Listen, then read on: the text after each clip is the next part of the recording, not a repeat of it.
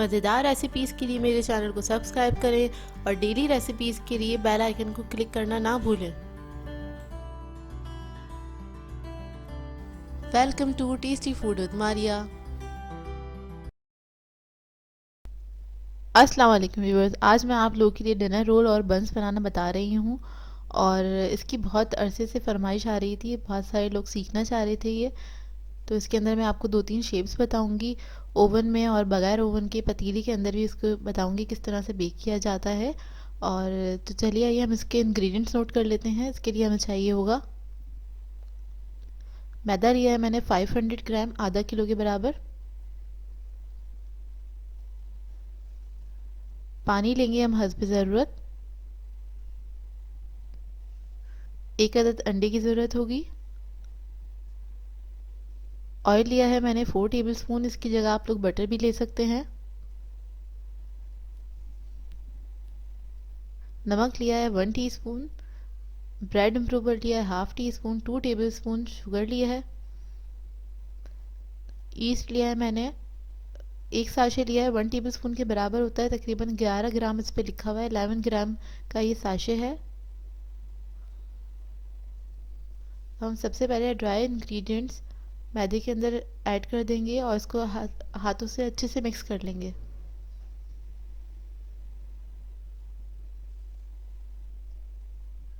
इसके बाद हम इसके अंदर तेल शामिल करेंगे और इसको भी मिक्स कर लेंगे अच्छी तरह से। व्यूअर्स, अगर आप लोगों को ब्रेड इम्प्रूवर नहीं मिलता है तो आप लोग बगैर इम्प्रूवर के ही बना सकते हैं ब्रेड। उसके बगैर भी बहुत अच्छी ब्रेड बन जाती है। इंशाल्लाह मैं जल्दी बगैर इम्प्रूवर के भी आपको बनाना बताऊंगी। ब्रेड इम्प्रूवर हम इसलिए ऐड करते हैं कि उससे अच्छी सॉफ्टनेस आ जाती है। ऑयल मिक्स हो गया तो मैंने इसके अंदर अंडा ऐड कर दिया है और थोड़ा थोड़ा पानी ऐड करके इसको मैं अच्छा सॉफ्ट डो बना लूँगी। ब्रेड के लिए हमेशा सॉफ्ट डो बनाइए, बहुत ज़्यादा हार्ड नहीं रखिएगा डो को, क्योंकि जितना ही सॉफ्ट डो होगा हमारा उतने अच्छे हमारे बंस बनेंगे, उतनी ही अच्छी हमारी ब्रेड बनती है। तो बस इस बात का ख्याल रखिएगा, बहुत ज़्यादा हार्ड नहीं रखना है हमें।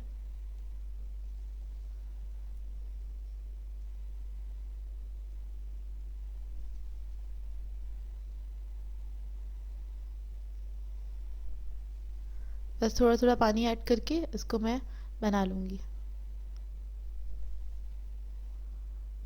जब हमारा डो समिट जाएगा अच्छे से तो उसके बाद इसको हम नीड करेंगे, वो करना ज़रूरी है। तो उस प्रोसेस को ज़रा अच्छे से किया करें। ये देखिए, ये सब समेट गया है और अब मैं इसको नीट करूँगी तकरीबन 8 से 10 मिनट के लिए। इसी तरह से इसको मैं नीट करती चली जाऊँगी। हमारा जो डो है बहुत ज़्यादा स्मूथ हो जाएगा इससे।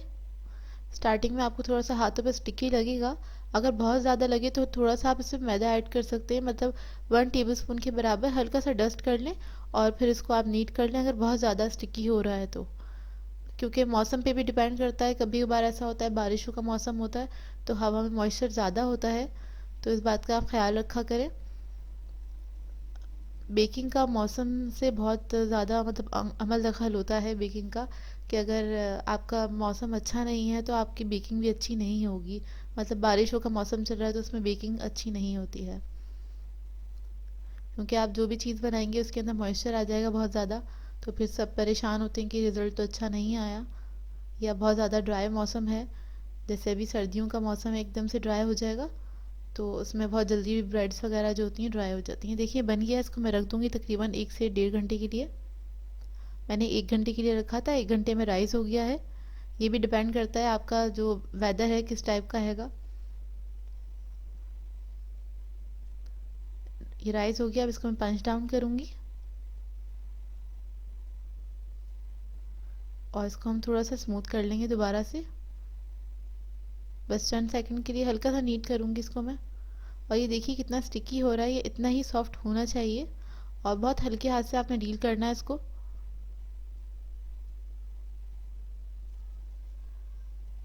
बस इसको मैंने हल्का सा स्मूथ किया ताकि इसको मैं आसानी से हैंडल कर सकूं।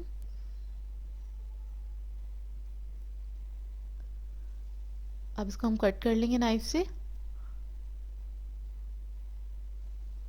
अच्छा, मैंने वेटिंग स्केल लिया है इसको मेजर करने के लिए। मैं तकरीबन इसको मैं नापूंगी, आपके सामने ही बताऊंगी। इसको तकरीबन मैं 100 ग्राम के पेड़े लूँगी जो मैं बंस बना रही हूँ। तो 100-100 ग्राम के मैं इसको डिवाइड कर लूँगी, सबको मैं मेजर करूँगी 100 ग्राम के ऊपर। तो ये ज़रा सा ज़्यादा है, मतलब 104 ग्राम या 105 ग्राम हो रहा है तो उससे कुछ फ़र्क नहीं पड़ता ज़्यादा। और ये 100-100 ग्राम के पेड़े मैं इसको नाप के और साइड पे रख दूँगी। उसके बाद हम इसका काम स्टार्ट करेंगे। मेजरिंग स्केल ले लीजिए जिनके पास नहीं है। जो लोग अच्छी बेकिंग करना चाहते हैं, ये बहुत ज़रूरी है, इससे आपके परफेक्ट रिज़ल्ट आता है हर चीज़ का। तो ये लेना ज़रूरी है और ये कोई ज़्यादा महंगा नहीं मिलता, बहुत ही सस्ता मिल जाता है, कुछ 5 to 600 के अंदर मिल जाता है बहुत इजीली। और अब तो सब जगह ही अवेलेबल है, हर सुपर स्टोर पे आपको ये दिख जाएगा, होता है रखा हुआ। इन सबको मैंने 100 ग्राम्स पे डिवाइड कर लिया है अच्छे से। और इसके अब मैं पेड़े बना लूँगी क्योंकि मुझे बर्गर बंस बनाने हैं इसके। तो 5 से 6 मैं बंस बनाऊँगी और बाकी जो शेप्स होते हैं वो मैं आपको बताऊँगी। देखिए इस तरह से पेड़े बना के मैं साइड पे रखती चली जाऊँगी।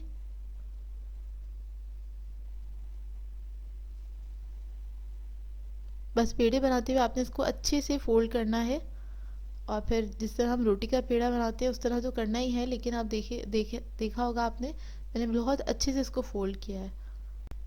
देखिए मैंने एक बड़ा पैन लिया था, उसको मैंने ग्रीस कर लिया था, बहुत अच्छे से ग्रीस कर लिएगा ऑयल से।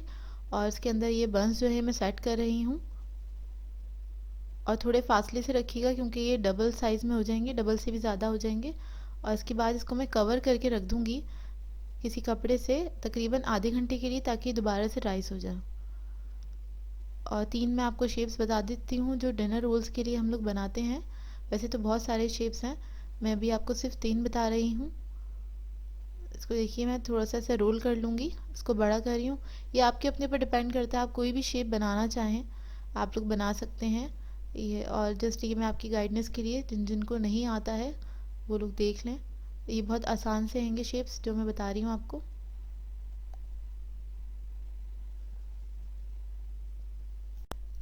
अगर आप लोग बहुत तरह की ब्रेड सीखना चाहते हैं, जो कि बहुत सारी तरह की शेप्स की अलग अलग तरह की ब्रेड्स होती हैं, तो मुझे कमेंट बॉक्स में ज़रूर बताइएगा, मैं आपकी फरमाइश ज़रूर पूरी करूँगी। ये देखिए मैंने डो को लंबा कर लिया था रोल करते हुए, और इसको अब मैं इसका एक पीस कट करके सेंटर में रखा है और इसको सिंपल चुटिया की तरह जिस तरह हम बनाते हैं उस तरह से शेप दे लूँगी।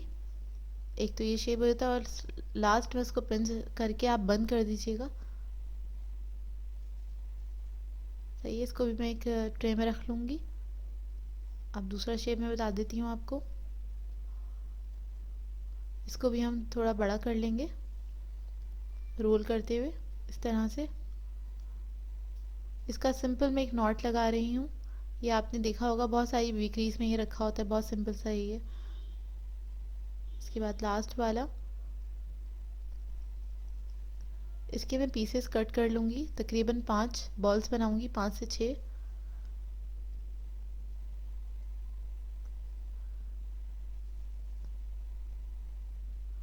देखिए इवन साइज़ की बॉल्स बनाऊँगी मैं, इसकी छोटी छोटी सी। अच्छा ये ब्रेड्स बहुत बढ़ जाती हैं, मतलब बहुत ज़्यादा हो जाती हैं, तो इस बात पे वो नहीं करिएगा कि आप बहुत छोटा छोटा सा बना रहे हैं, बड़े साइज़ का बन तैयार होता है। देखिए इस तरह से मैं स्मूथ कर लूँगी इन सब पीसेस को और बॉल्स बना लूँगी। छोटे छोटे से पेड़े बना लिए एक तरह से मैंने।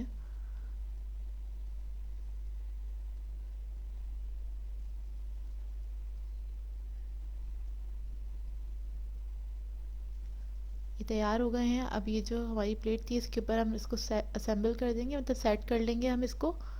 और और थोड़ा गैप से रखिएगा क्योंकि ये राइस होंगे अभी।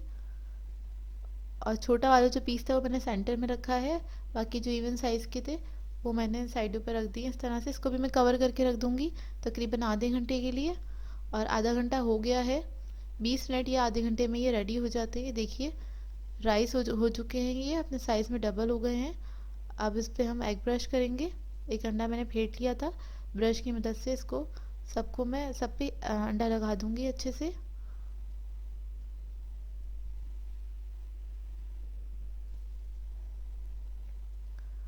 और मैंने ओवन को ऑन कर दिया था 200 डिग्री पे। 10 मिनट पहले ही ऑन किया था। बहुत ज़्यादा देर के लिए आप इसको प्रीहीट नहीं किया करें। और पतीली को भी मैंने चूल्हे पे रख दिया था सॉल्ट ऐड करके उसके अंदर 10 मिनट पहले ही हाई फ्लेम पे। और इन सब के ऊपर मैं थोड़े थोड़े से तिल स्प्रिंकल कर रही हूँ। अच्छा, ये ऑप्शनल है, अगर आप लोगों को पसंद है तो आप लोग इसमें ऐड करें, नहीं पसंद तो आप लोग ना ही इसमें नहीं डालें। तो ये आपकी अपनी चॉइस है, आप लोगों को जैसे बनाना हो उस तरह से बना लें। अब मैं इन पे एग ब्रश कर लूँगी। और व्यूअर्स आप देख सकते हैं मैंने कितने गैप से इसको रखा था। और ये राइस हो गए हैं। राइस होने के बाद ये सारा गैप जो था ये फिल हो गया। और अब ये बेक होगा। बेक होने के बाद ये थोड़े से और राइस हो जाएंगे। तो बस इसमें थोड़ा सा, इस पर भी मैं थोड़े से तिल स्प्रिंकल कर रही हूँ। और उसके बाद मैं इसको बेक करने के लिए रख दूँगी। अब इसको हम बेक करने के लिए रख देंगे। इसको मैं पतीले में बेक करूँगी और इसको मैं ओवन में बेक करूँगी। पतीले को मैंने रख दिया था 10 मिनट पहले हाई फ्लेम पे। और इसको उसके अंदर रख के मैं कवर कर दूँगी। अब इसको हम बेक करने के लिए रख दूँगी मीडियम फ्लेम पे। तकरीबन 40 to 50 मिनट्स के अंदर ये बेक हो जाती है। और ओवन की जो टाइमिंग है 200 डिग्री पे हम बेक करेंगे 35 to 40 मिनट्स के लिए। ओवन में जल्दी बेक हो जाता है। तो ये देख लीजिए बेक होके आ गए हैं। और इस वक्त गरम गरम है। गरम गरम पे हम जल्दी जल्दी इस पर तेल लगाएंगे। इसकी स्टीम नहीं निकलनी चाहिए, इससे पहले ही आपने इस पर तेल लगा देना है बहुत अच्छे से। सब पे तेल लगाने के बाद इसको भी हम कवर कर देंगे। तकरीबन 10 से 15 मिनट के लिए कवर करके रख दें। इससे क्या होगा, ये सॉफ्ट हो जाते हैं। जब हम इसको बेक करके निकालते हैं तो उस वक्त ये ऊपर से थोड़े से हार्ड होते हैं। जब हम इसको तेल लगा के कवर करके रख देते हैं तो ये सॉफ्ट हो जाते हैं बहुत अच्छे। ये पतीली का देख लीजिए माशाल्लाह से बहुत अच्छे बने। बस पतीली में थोड़ा सा ये होता है, इवन कलर नहीं आता, कहीं पे डार्क होगा कहीं पे लाइट होगा, इस तरह से होता है। लेकिन ये बहुत अच्छे बन जाते हैं पतीले के अंदर भी। और ये तकरीबन 40 मिनट्स के बाद मैंने चेक किए थे, थोड़ा सा कलर नहीं आया था तो मैंने और थोड़ी देर इसको बेक करने दिया। तकरीबन 50 मिनट्स में मैंने निकाल लिया। इसको भी हम जल्दी जल्दी से इस पर तेल लगाएंगे और इसको भी मैं कवर करके रख दूँगी। 15 से 20 मिनट के इसको रख सकते हैं आप कवर करके।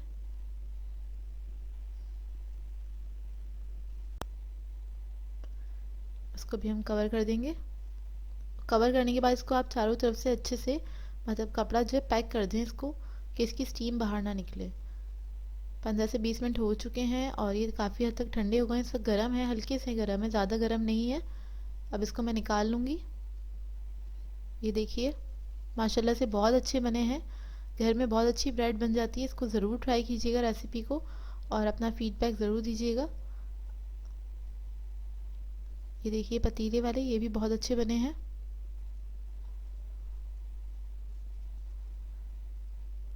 ये देखिए पतीली में और ओवन में ज़्यादा फ़र्क नहीं होता, बस टाइमिंग का इशू होता है। पतीली में थोड़ा ज़्यादा टाइम लगता है और ओवन में जल्दी से बेकिंग हो जाती है, कुछ ज़्यादा टाइम नहीं लगता है। बस यही फ़र्क होता है। थोड़ा सा रिज़ल्ट में भी बस 19-20 का ही फ़र्क होता है, ज़्यादा फ़र्क नहीं होता है। ये देखिए इसको अब मैं तोड़ के दिखाती हूँ। पतीली वाले का आप रिज़ल्ट देखने, अंदर से बिल्कुल अच्छे बने हैं, बेक हो चुके हैं बहुत अच्छे से। अब मैं आपको कट करके भी दिखाऊंगी एक पीस।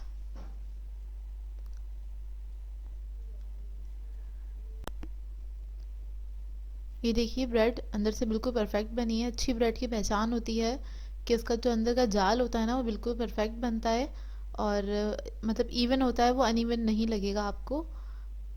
ये देखिए व्यूवर्स, लास्ट में एक इम्पॉर्टेंट बात कि आप लोग कभी भी ब्रेड को गरम गरम कट नहीं करेगा। गरम कट करेंगे तो आप लोगों को लगेगा कि कच्ची है।